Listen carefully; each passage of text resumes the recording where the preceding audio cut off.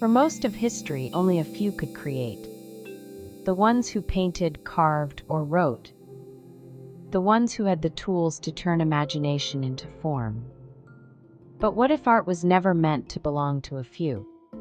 What if from the very beginning, every invention, every discovery was leading us to a single moment, a moment where everyone could create?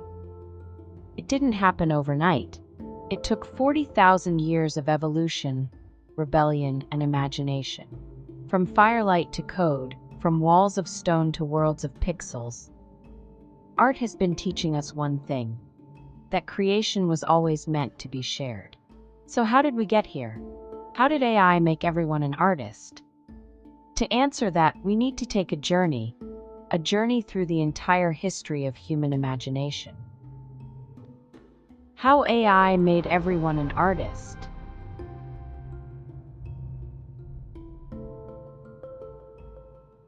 Around 40,000 years ago, deep inside the caves of Lascaux in France, Altamira in Spain, and Bhimbetka in India, early humans carried torches into complete darkness.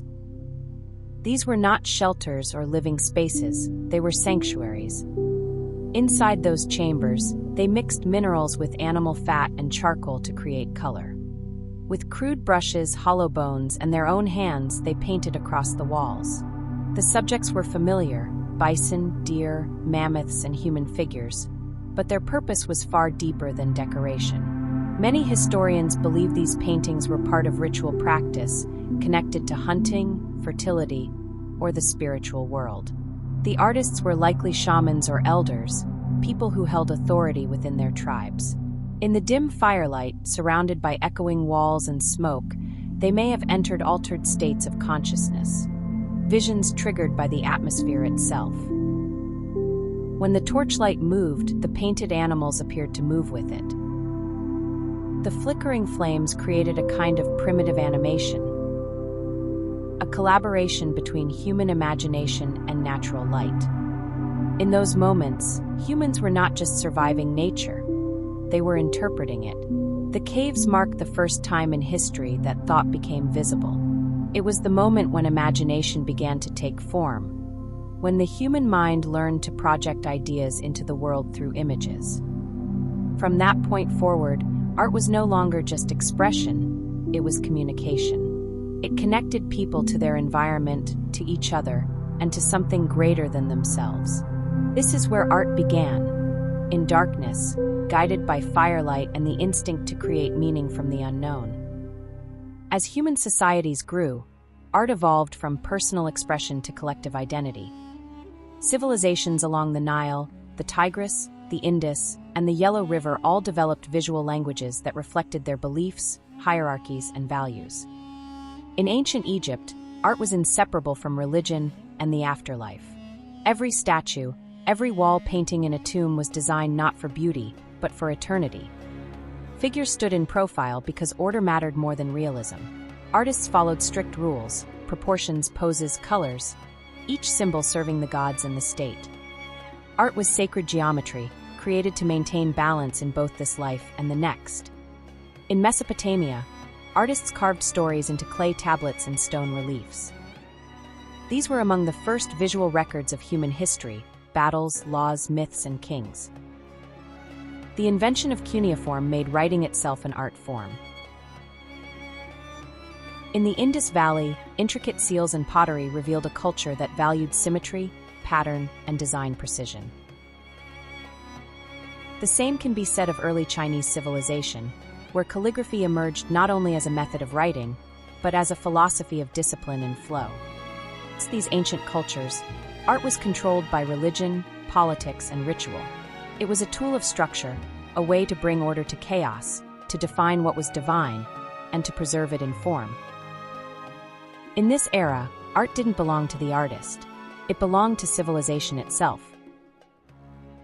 By the late Middle Ages, Europe was covered in cathedrals and icons. For nearly 1,000 years, art had been devoted entirely to faith, visualizing the divine through mosaics, frescoes, and stained glass.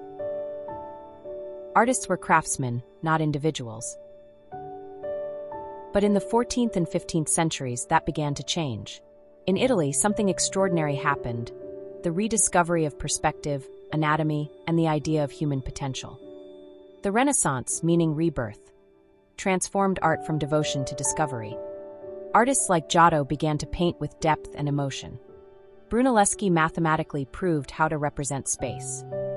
Leonardo da Vinci and Michelangelo studied the human body not as a vessel of sin, but as a marvel of creation. For the first time, art and science became allies. Mathematics defined proportion, light revealed emotion, and human curiosity replaced divine command as the engine of creativity. But art still had patrons: the church, the nobility, the powerful.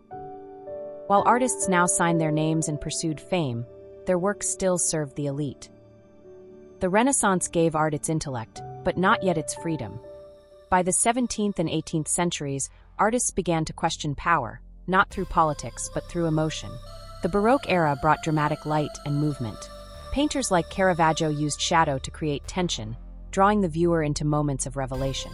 Rembrandt turned portraits into psychology, exploring the inner world of human emotion. The Romantics went further. They celebrated nature, individuality, and imagination. Turner's storms, Delacroix's battles, Goya's nightmares all turned personal feeling into public expression. Then, the 19th century shattered everything. The Industrial Revolution changed not just how people lived, but how they saw. The camera arrived, and for the first time, art was forced to compete with reality. The response was rebellion. Monet, Renoir, and the Impressionists abandoned perfection for perception. They painted what the eye feels, not what it sees. Van Gogh turned emotion into energy. Picasso broke form itself, rearranging perspective to show that reality is not fixed, it's interpreted. By the early 20th century, every rule that had once defined art had been broken. Expression replaced imitation. The artist was now free, and that freedom changed everything. Freedom invited experimentation. Art no longer needed to be beautiful or even physical. The 20th century saw the rise of ideas over form, the birth of conceptual art. Duchamp placed a urinal in a gallery and called it fountain. Warhol silkscreened soup cans and celebrity faces to question mass production and fame. Pollock turned the act of painting into performance. Rothko reduced emotion to pure color fields. Art became thought, a reflection of how we define meaning itself. Then came the computer. By the late 20th century, digital technology reshaped the creative process. Pixels replaced pigment, code replaced canvas, and the screen became the new wall of expression. Artists began exploring new tools: photography, video, animation, and early digital art, expanding creativity beyond material limits. When the internet arrived, it dissolved the boundaries completely. Suddenly, art could travel instantly, be shared globally, and evolve collaboratively. The artist no longer needed a patron, a gallery, or permission. Art was democratized, but the next transformation was still waiting. It began with fire on stone. Then came the brush, the pen, the lens, and finally the screen. Every age gave us a new tool, and every tool gave us a new way to dream. Artificial intelligence, the first tool in human history capable not only of following instructions, but of interpreting them. It began as an assistant, correcting, scaling, recognizing. But within years, it became something more, a collaborator. Now AI can paint, compose, write, and design entire worlds from a few words. What once took months of mastery now happens in moments. The brush, the camera, the software, all merged into one interface, the prompt. Some see this as the end of human artistry.